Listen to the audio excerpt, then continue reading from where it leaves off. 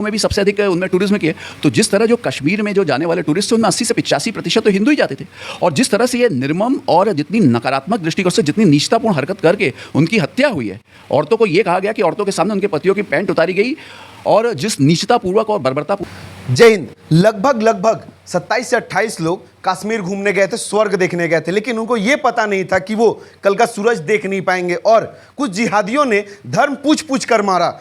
हमारे साथ भैया क्या बोलिएगा कि कश्मीर में जिस प्रकार से स्थिति उत्पन्न हुई है, बांग्लादेश में हिंदू सुरक्षित नहीं थे, लेकिन तो भारत में भी हिंदू सुरक्षित नहीं है। देखिए, सुरक्षा जो होती है ना, वो बहुत कुछ आपके ऊपर निर्भर करती है। जब तक हिंदू जाति पात में बटा रहेगा तब तक वो असुरक्षित रहेगा, चाहे वो भारत में रहे, चाहे बांग्लादेश में रहे, चाहे वो हो। सुरक्षा आपके ऊपर भी निर्भर करती है। अपनी जाति व्यवस्था को कम से कम उसको गौण करिए और प्रमुखता दीजिए राष्ट्रवाद को और हिंदुत्व को। तो राष्ट्रवादी हिंदुत्व जो कि भारतीय जनता पार्टी के और संघ परिवार की मूल विचारधारा है, उसको सामने लेकर आप चलेंगे, और आवश्यकता पड़ने पर अपने परिवार की, अपनी माँ बहन की रक्षा करने के लिए, अपने बच्चों की रक्षा करने के लिए अगर हथियार भी उठाना पड़े, तो जब तक हिंदू, मैं जब हिंदू कह रहा हूँ तो उसमें सनातनी भी आते हैं, सिख भी आते हैं, शैव, गौड़, बौद्ध, जैनी, आर्य समाजी, सब। हिंदुत्व माने संपूर्ण सनातनी एज वेल एज सिख, आर्य समाजी, बुद्धिस्ट, जैनी, सबको मिला के हिंदू धर्म बनता है। तो सब व्यक्तियों को मिल के रहना पड़ेगा, जातिगत और भाषाई और छोटे छोटे जो संप्रदाय बने, इससे ऊपर उठकर राष्ट्रवाद को सामने रखकर एक होकर चलना पड़ेगा, और आवश्यकता होने पर अपने परिवार की सुरक्षा के लिए अगर हथियार भी उठाना हो तो उसके लिए भी दिमागी रूप से तैयार रहना पड़ेगा, तभी आप बच पाएंगे। एकता में ही शक्ति है, और जैसा कि हमारे श्रद्धेय योगी बाबा ने कहा भी हुआ है कि एक रहोगे तो नेक रहोगे, बटोगे तो कटोगे। अब ये जो पहलगांव में जो इतनी नीच हरकत इन्होंने की है, पाकिस्तान के द्वारा ट्रेन, पाकिस्तान आर्मी के जो चीफ है सैयद आसिम मुनीर, एक तरह से लगता है कि उनका डायरेक्ट इंस्ट्रक्शन पे जो पाकिस्तानियों ने और लश्कर तोयबा ने ये काम जो करवाया हुआ है, अब इसका नतीजा उनको देखने मिलेगा। आसिफ मुनीर को भी मिलेगा और पूरे के पूरे पाकिस्तान की जनता को मिलेगा, खासकर पाकिस्तान की आर्मी को। और ये जो टेररिस्ट कैंप है उस पर इस बार भारत ने निर्णय कर लिया है, पूरे भारत की जनता ने निर्णय किया है, भारत के शासन ने निर्णय किया है, और अब पूरे का पूरी जो बागडोर है श्रद्धेय मोदी जी और अजीत डोवाल जी इनके हाथ में है, हमारे जो CDS उनके हाथ में है, और भारत इसका जमकर जवाब देगा। और जब जवाब दिया जाएगा तभी हिंदू अपने आप को सुरक्षित भी महसूस करेंगे, क्योंकि अत्याचार सहने वाले का ज़्यादा दोष होता है अत्याचार करने वाले से। अब हिंदुस्तान और हिंदू अत्याचार नहीं सहेगा। इस बार का जो रिटेलिएशन होगा वो पूरी दुनिया को ठोक पीट कर बता देगा कि अत्याचार करने वालों, अब हिंदुत्व जो है और हिंदू जो है अत्याचार सहने के लिए तैयार नहीं है। अब वो उसका जवाब देगा और ठोक पीट का जवाब देगा, और उसका जो नतीजा होगा वो आपको बांग्लादेश में भी देखने मिल जाएगा कि अब उनको भी पता चल जाएगा कि अगर हम पाकिस्तान को ठोक सकते हैं जो कि एक न्यूक्लियर पावर्ड कंट्री है, तो फिर बांग्लादेश की कोई गिनती नहीं आती है। अच्छा, बोला जा रहा है कि हिंदू धर्म पूछ कर मारा गया, तो विरोधियों का सवाल है कि वहाँ पे एक मुस्लिम युवक की भी मौत हुई है, क्या बोलिए? देखिए, उस मुस्लिम युवक की जो मौत हुई है वो जो गोली चल रही थी उसके बीच में फंसने के कारण हुई, और हमारा कभी भी ये उद्देश्य नहीं है कि सारे के सारे मुसलमान, जो हमारी लड़ाई जो है मूलतः जिहादी इस्लाम के खिलाफ है। हमारी लड़ाई जो है आम मुस्लिम के खिलाफ नहीं है। जो व्यक्ति भारत को अपना राष्ट्र मानता है, वो मुस्लिम जो कि भारत के मुसलमान हैं, मुस्लिम ऑफ इंडिया, उनके साथ नहीं हुआ। हमारे जैसे किसी हिंदू को भारत में रहने का अधिकार है, वैसे ही मुस्लिम ऑफ इंडिया को है। वे लोग जो कि भारत में मुसलमान हैं, मुस्लिम इन इंडिया, जो कि भारत के कॉन्स्टिट्यूशन को स्वीकार नहीं करना चाहते, जो कि कहते हैं कि भारत में वो शरिया के आधार पर रहना चाहेंगे, हमारी लड़ाई उन जिहादी मस्तिष्क वाले मुसलमान के प्रति है। तो आपका पहले कंसेप्ट क्लियर होना चाहिए कि if you are Muslim of India you are most welcome. If you are Muslim in India and you want sharia law instead of constitution of India, तो फिर आप जो है देश के साथ नहीं हैं, फिर आप मुस्लिम उम्मा के साथ हैं। और ऐसे व्यक्तियों को पहचानने की, इनको अलग करने की, और आवश्यकता पड़े तो इनको बांग्लादेश या पाकिस्तान भेजने के लिए व्यवस्था करने की दरकार है। अच्छा, कश्मीर आना जाना होता है आपका? मैं हर साल ही जाता हूँ, मेरा ननिहाल है जम्मू में। मेरी अभी सगी बहन वहाँ रहती है और मेरे बहुत सारे रिलेटिव रहते हैं, तो मैं हर साल ही जाता हूँ। और कश्मीर भी मैं 2 साल पहले गया था और कई बार गया हूँ। कश्मीर से मेरा मतलब है कि मैं जम्मू में हमारे ननिहाल है और कश्मीर वैली जो है वहाँ पे भी कई बार गया हूँ और पहलगाम भी बहुत बार गया हूँ। अच्छा, आप तो घूमे हुए, जम्मू कश्मीर पहलगाम घूमे हुए। 2014 के पहले जिस प्रकार से कश्मीर की स्थिति थी, पत्थरबाजी से लेके सेना को पत्थर मारा जाता था, इंडिया का फ्लैग नहीं मतलब उठाया जाता था लाल चौक पे, उसके बाद से परिस्थिति बदली है। कश्मीर के बच्चों ने पत्थर छोड़कर किताब उठाया है। तो ये जो घटना घटी, आपको नहीं लगता है कि बच्चों के भविष्य पे गोली मारी गई? देखिए, ये कश्मीर के बच्चों के भविष्य पे नहीं, पूरे के पूरे कश्मीर पे गोली मारी गई है। आप ये देख लीजिए कि कश्मीर का जो 70 से 80% जो व्यवसाय है वो मूलतः टूरिज्म के ऊपर है। और ऐसी परिस्थिति में जिसमें कि और भारत के हर प्रदेश से कश्मीर जाने के लिए लोग लालायित रहते थे। ऐसे तो देखिए भारत में बहुत सारे टूरिस्ट प्लेस है, आप पूरा नॉर्थ ईस्ट देख लीजिए, उससे सुंदर जगह आपको शायद ही मिलेगी। हिमाचल है, उत्तराखंड है और इस तरह के। लेकिन कश्मीर को भारत का स्विट्ज़रलैंड बहुत सालों से कहा जाता था। और 2014 के बाद जब से मोदी जी और अमित शाह के नेतृत्व में भारतीय जनता पार्टी की केंद्र में सरकार आई और उसके बाद जब से आर्टिकल 370 को एबॉलिश किया गया और जिस तरह से वहाँ के जो आतंकवादी है तो उनकी रीढ़ की हड्डी तोड़ी गई है और उनका जो फाइनेंशियल नेटवर्क था, दिल्ली की पुरानी दिल्ली के इलाके से लेकर उनका जो फाइनेंशियल नेटवर्क तोड़ा गया, उनका जो पाकिस्तान के साथ जो नेटवर्क था उसको तोड़ा गया और जिस तरह से वहाँ पे शांति स्थापित की गई और आतंकवादियों को वैसा ही जवाब दिया गया जैसा कि वो जिस भाषा में समझते थे, तो उसके बाद से आतंकवादी की घटना जो है बहुत कम हो गई और सिर्फ 2 या 3 डिस्ट्रिक्ट्स में रह गई थी, बादीपुरा और इस तरह हंदवाड़ा और इस तरह के 2-3 डिस्ट्रिक्ट्स में रह गई थी। अनंतनाग का कुछ हिस्सा भी उसमें आता है।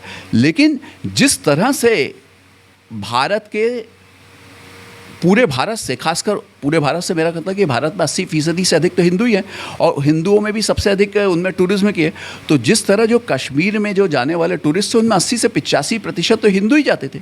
और जिस तरह से ये निर्मम और जितनी नकारात्मक दृष्टिकोण से जितनी नीचतापूर्ण हरकत करके उनकी हत्या हुई है, औरतों को ये कहा गया कि औरतों के सामने उनके पतियों की पैंट उतारी गई और जिस नीचतापूर्वक और बर्बरतापूर्वक उनकी हत्या की गई है, उसके बाद अगले, ये साल तो भूल ही जाइए, अगले कई सालों तक शायद ही कोई हिंदू वहाँ पे जाने का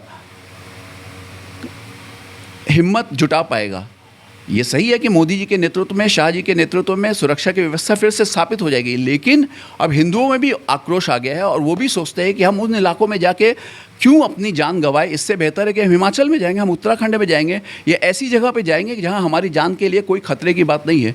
तो इन्होंने ये जो हत्याकांड किया है, ये न केवल ये क्या बोलते हैं कश्मीर के बच्चों के खिलाफ एक वो किया, षड्यंत्र किया, वरन आम काश्मीरी जिसका कि 80% अर्थव्यवस्था जो है वो टूरिज्म के ऊपर डिपेंड करती है, उस टूरिज्म की रीढ़ की हड्डी तोड़ी है और ये कश्मीरियों के साथ बहुत गलत किया है।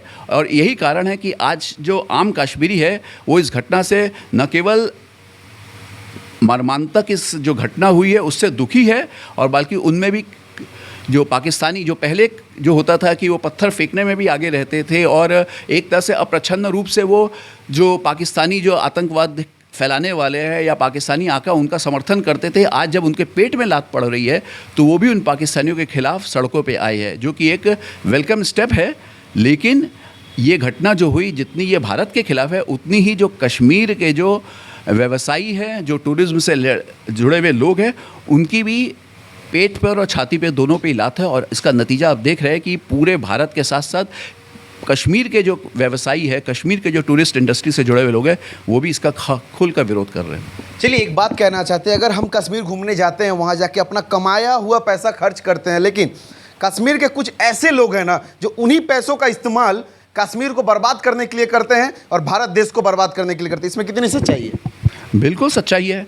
अगर देखिए, अगर हमारे देश में अगर आक्रमण होता है तो जो पाकिस्तान से आए हैं तो उसमें से 5 व्यक्ति जो किए गए, उनमें से 2 व्यक्ति तो लोकल कश्मीरी हैं।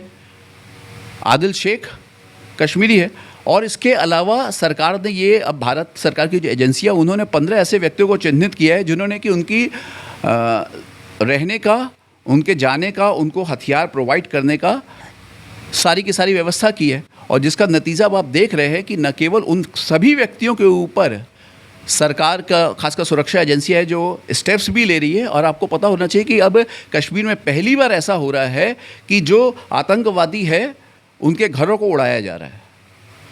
और अभी मैं मेजर गौरव आर्या की बात को उद्धृत करना चाहूँगा। उन्होंने कहा कि इस बार वहाँ पे वो पीला पंजा या बुलडोज़र से उनको जाके नहीं, क्योंकि बुलडोज़र तो उन घरों में जाता है जहाँ पे कि कानूनी रूप से या वो इलीगल या कंस्ट्रक्शन होता है या ये होता है। यहाँ पे उन घरों के अंदर रहने वाले जो है वो गलत है, वो देशद्रोही है, वो गद्दार है, वो आतंकवादी है, इसलिए पूरे के पूरे घर को उजाड़ो। और मेरे ख्याल से एक बहुत वेलकम स्टेप्स है। आतंकवादियों के मन में भारतीय सुरक्षा व्यवस्था और भारत के जो मिलिट्री के जो है उनका भय होना चाहिए, और ये इस दिशा में बहुत सही स्टेप है। अच्छा, पाकिस्तान में जब भारत का झंडा जलाया जाता है, बाथरूम में लगा दिया जाता है, उस पर बच्चे सुसु कर देते हैं, तो भारत में जो महिलाएं रहती हैं, मुस्लिम महिलाएं, वो विरोध नहीं करती हैं। लेकिन भारत में जब पाकिस्तान का झंडा जलाया जाए तो उनका कलेजा फट जाता है। वो रास्ता से झंडा उठाती है पाकिस्तान का और इसे समेट के रख लेती है। प्यार किससे है, पाकिस्तान से ना इंडिया से? देखिए, बहुत दुर्भाग्यपूर्ण स्थिति है। पाकिस्तान जितना गिर सकता है उतना भारतीय तो कभी भी गिर नहीं सकते।